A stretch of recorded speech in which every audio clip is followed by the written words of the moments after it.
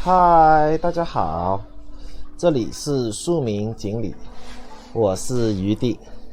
韩国鱼的鱼，兄弟姐妹的弟。今天我们来聊聊两岸的防疫，也就是说，将台湾的防疫数据和大陆的防疫数据做个比较，看看台湾的防疫是不是真的如民进党政府宣称的他们做的有那么好啊？昨天呢，就是德国之声转载了一篇美联社的一个报道，说台湾到目前为止，它的感染人数、确诊人数是553例，其中死亡仅有7例。不过在本土感染病例保持200天零记录的同时，台湾仍然有境外输入的新冠确诊病例啊。反正这德国之声的立场大家也都心里有数啊。我们今天对这些我们不去做任何的研判啊。但是呢，很有趣的一点是，我们看那个他们脸书的一个评论区，好多的台湾的网民上去的留言，反而是各种酸，就是台湾的输出的病例不断的高涨，然后呢，台湾呢本土呢宣称是零确诊，所有的人都看不懂这个数据是怎么产生的，因为你本土如果有1例是吧，然后呢比如说有输出啊或者怎么样，这还情有可原是吧，大家说你筛检不够啊或怎么样，这还合理。但是你本土是200多天是0，但是呢在日本、泰国中国大陆像上海是吧，菲律宾是吧，都有查到来自台湾的一个确诊的病例啊，这就让人有点莫名其妙了。因为发生这种情况唯一就3种可能嘛。第一个就是台湾政府有隐瞒数据，或者说台湾的确诊的这个标准比其他的国家都要高啊，就确诊的标准要高，这样呢就确诊的人数相对就会低嘛啊，这是一种情况。然后第二种情况，也就是台湾的筛检严重的不足，也就是有点像美国早期爆发疫情的时候是吧，你检查的不足，那你肯定是你的这个确诊人数就少嘛，对吧？你不查就少嘛。比如说人家有个发烧的或者有个感冒的，到诊所去是吧，不去做筛检是吧，而只是当普通的感冒去治疗。当然作为这个病毒现在变异到现在这个阶段的话，很多病并不那么严重，像特朗普这么3天就好了是吧，他儿子号称15秒就痊愈了是吧，这是有可能的。然后第3点，也就是说其他国家的误诊，但是像很多名嘴也都去评论了是吧，你就算你说菲律宾医疗水平差，检测能力差，但是日本总是你台湾最认可或者说是仰视的一个大哥哥嘛，对吧？怎么日本的筛检测也是你们所认为不可值得信任的呢？就因为这几点造成了，就是说虽然台湾的大内宣大外宣不停的吹嘘自己的防疫能力有多好，但是呢就仅仅凭这一件事情，就是你的不断有输出的病例，但是本土又是零确诊，这就让你这个大外宣大内宣全部是让人是打了一个大大的一个问号，是吧？ OK， 好，今天我们对这个话题就聊这么多，这不是我们今天的重点。我们今天想要聊的是，你台湾说自己的防疫有做得多么成功或者怎么样，我们不拿什么越南比不拿什么蒙古比，我们就拿台湾人绝亲817们天天指责的中国大陆，说中国大陆疫情有多么多么的严重多么多么的恐怖，死了多少人。好，我们今天就来说说这个事情首先，如果说把这个疫情的绝对数据做比较，那肯定是中国大陆是远远高于台湾的，这毫无疑问但是呢，任何统计学上都是讲究一个基数，然后去做比例，这样才能做出准确的一个判断你拿大陆14亿人这个基数和你台湾2300万人的这个基数去比较，然后去比较绝对数据，这个无论在哪个专业，无论在哪个国家的统计学上，这都是毫无意义的一个数据然后我们今天这样，我们没有任何的统独意识的概念，我们就拿台湾作为一个地区算不算中国大陆的我们先不管，算不算中华民国人民共和国的我们先不管就是你一个地区，我们中国大陆也找出一个省跟你相当的一个地区来做数据比较，这样才能够做出一个更加合理的一个 PK， 是吧？我们就拿福建省，这是比较熟悉的一个区域福建和台湾在地理纬度上、风俗上、饮食习惯甚至语言上都是非常接近的，甚至是可以说是几乎一样的唯一的区别就是福建在疫情爆发的初期，疫情也就是武汉还没封城，湖北省还没封城之前，其实那个阶段就是全国疫情病毒扩散的一个爆发期在那个阶段是湖北和武汉的人还可以自由的进出福建的，而台湾则有台湾海峡的阻隔和各种的出入境的检查，这个比例就完全不一样的。也就是封城前，武汉封城前，从武汉到福建的人肯定是比到台湾的人要多得多这个是大家毋庸置疑的好，我们现在就来做数据比较福建省陆地面积 12.14 万平方公里，台湾岛面积 3.6 万平方公里也就是福建是台湾岛的面积13倍 OK。 然后我们看人口，福建省的常住人口是3973万，台湾是2300万多了大概不到1倍这个数据相对来说还是比较接近的也就是这个基数差别不是很大我们就看疫情爆发至今，福建省累计确诊436人，这是含境外输入的。死亡是多少呢？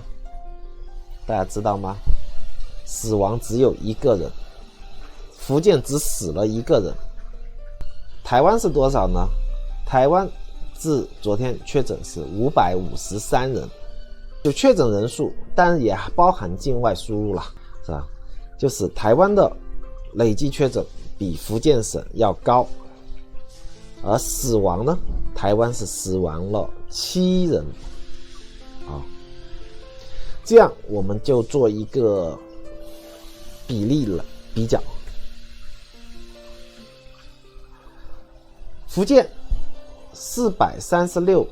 人确诊，除以个它的人口基数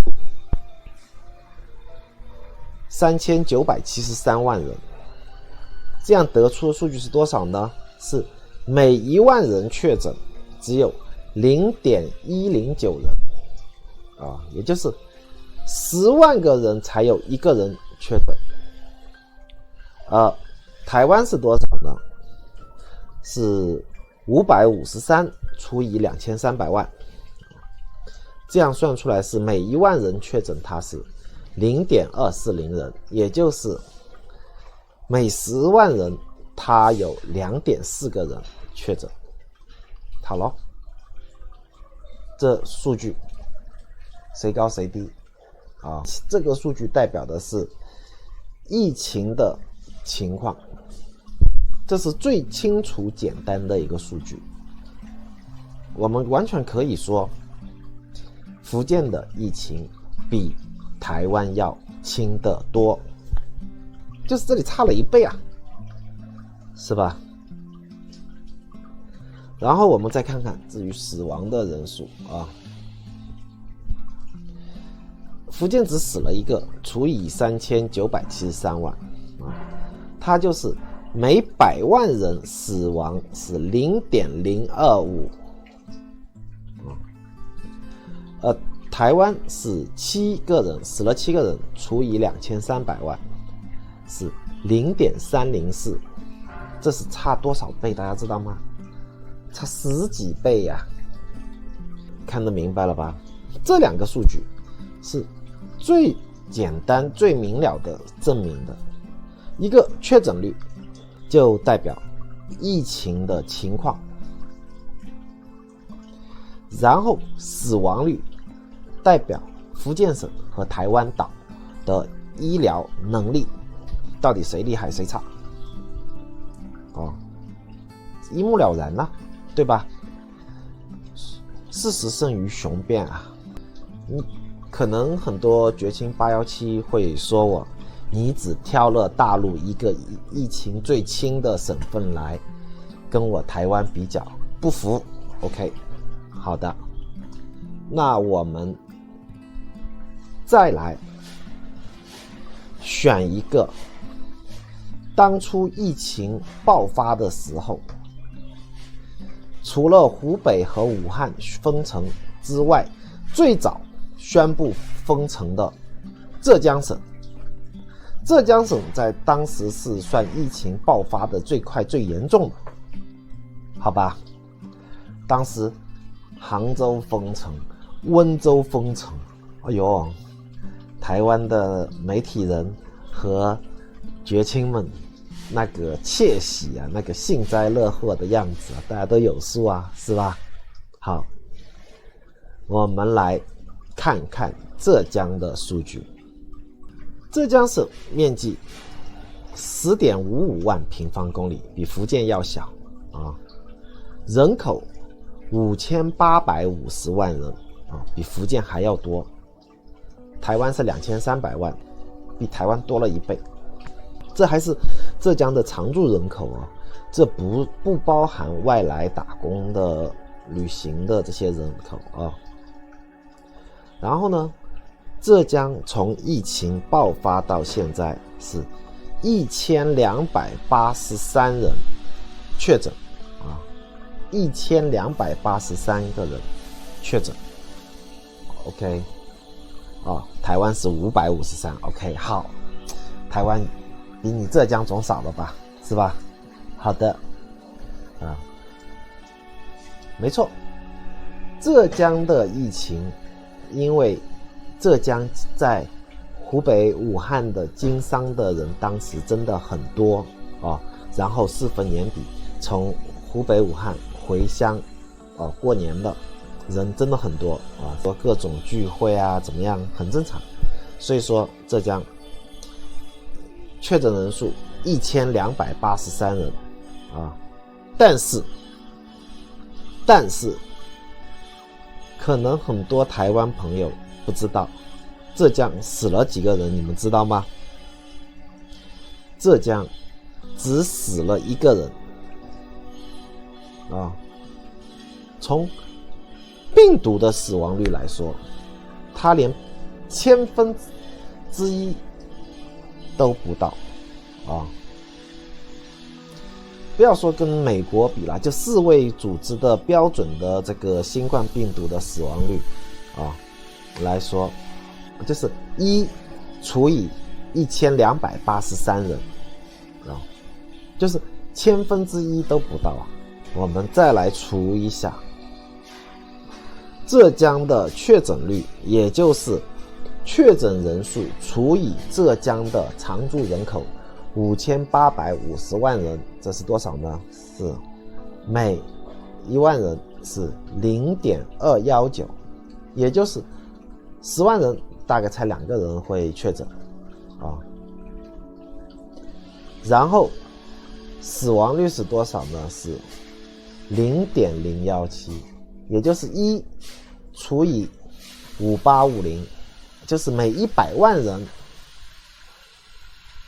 死亡的概率，也就是 0.017。 台湾是 0.304，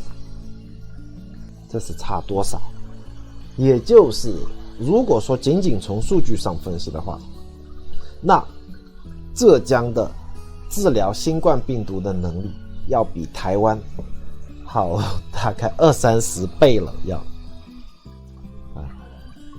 台湾不是说自己医疗世界 No.1 吗？医疗能力很强吗？数据啊摆在这里，好吧？好，我们再来换个小的一个方式啊，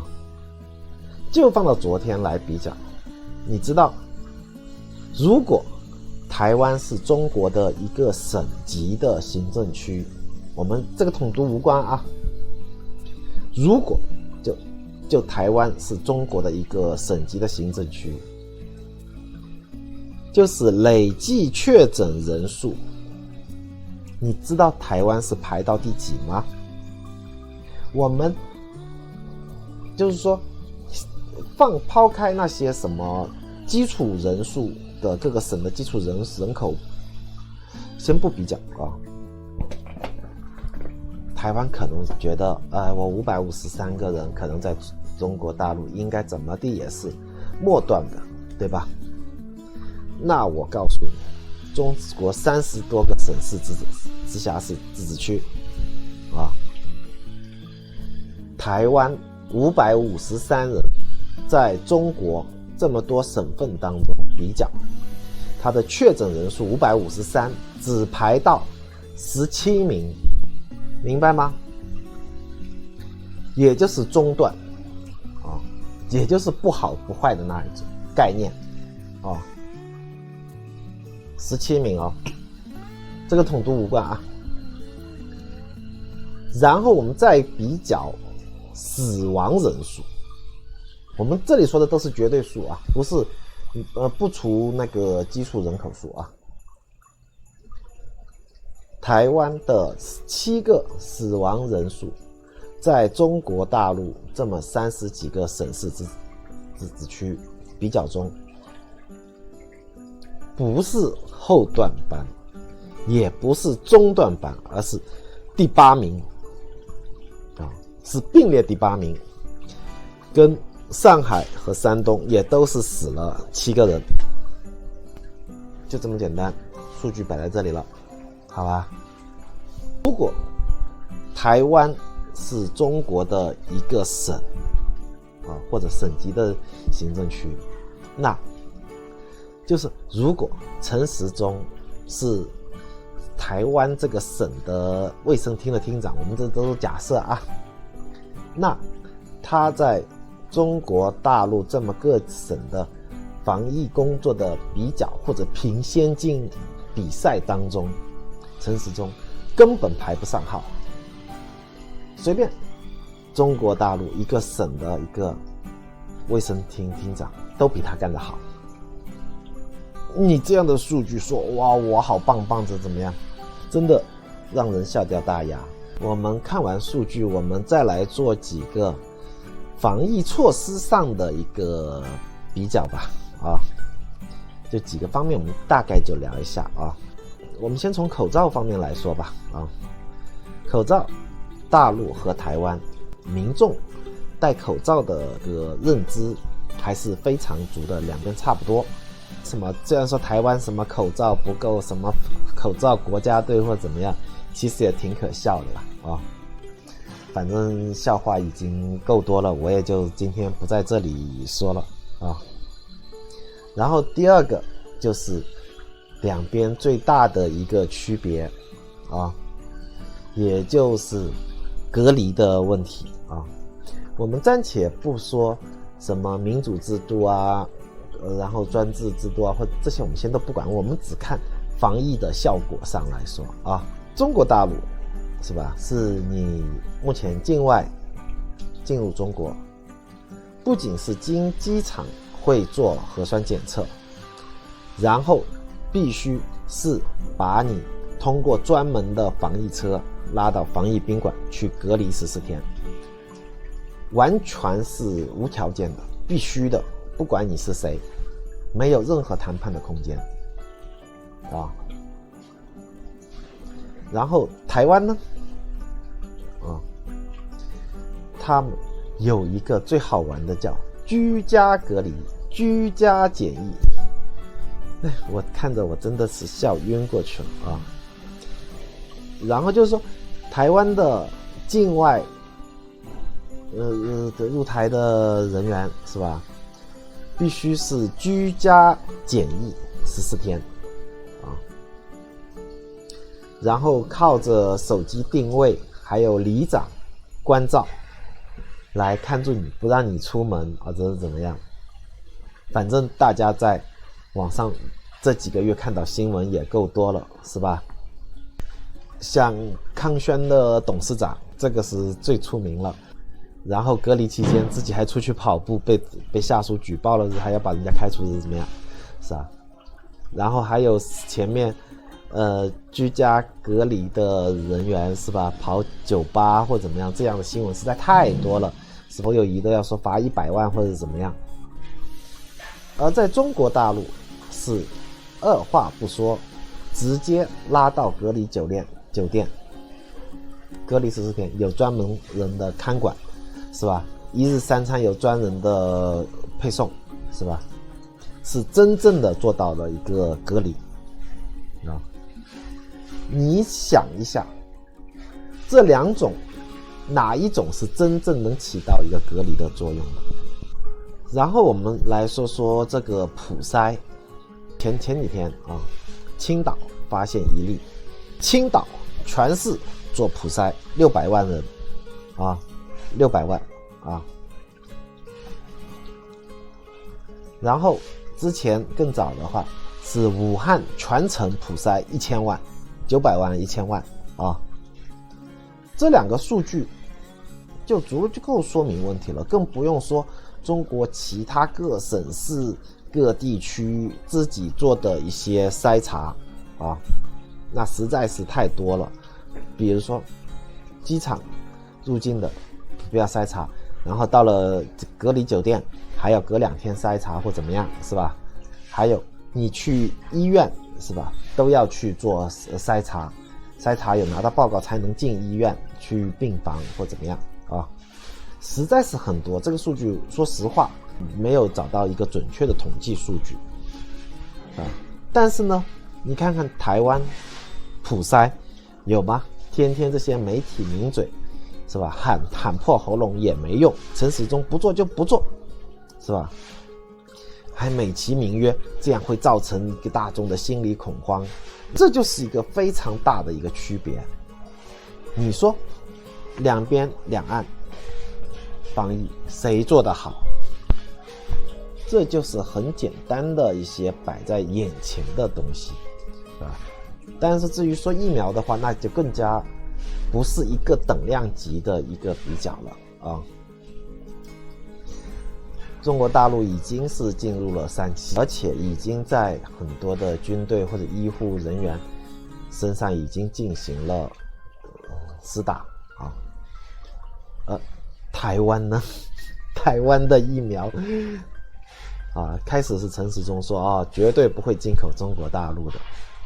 然后呢号称拿到了一个德国疫苗公司的代理权，这里就有趣了德国那个公司疫苗可以上市了吗？没有。他实验是否成功呢？不知道这是一。第二，他这个代理权是怎么来的？是吧？大中华区的这个代理权是由复星郭广昌拿的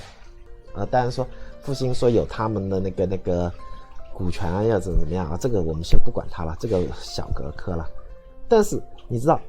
台湾的这个公司，它这个所谓的代理权是怎么拿来？它相当于我们专业大陆叫做，我不知道台湾怎么叫，反正就是叫二级代理，明白吧？就是复星先跟德国那个公司拿到了这个疫苗的大中华区的总代理，然后复星再跟台湾这个公司签这个代理合同，就是二级代理。这样明白了吧？就是这个疫苗是不是大陆生产我也不知道但是完全可以确定的是，台湾的这个公司他拿这个代理权肯定是跟复星签的合同而不是跟德国那个公司签的合同。这样明白了吧？当然说对于疫苗这个东西，我个人来说也并不是很乐观，不管是它的上市的一个计划，或者说它的一个效果，是吧？我个人并不是乐观，但是呢，对于这个事实的东西，我还是要在这里说清楚真的不希望台湾的这么多同胞被民进党大内宣给洗脑给忽悠了今天就跟你说这么多我是余弟，这里是庶民锦鲤。如果你觉得我说的对，那就给个点赞订阅我们庶民锦鲤。好，再见。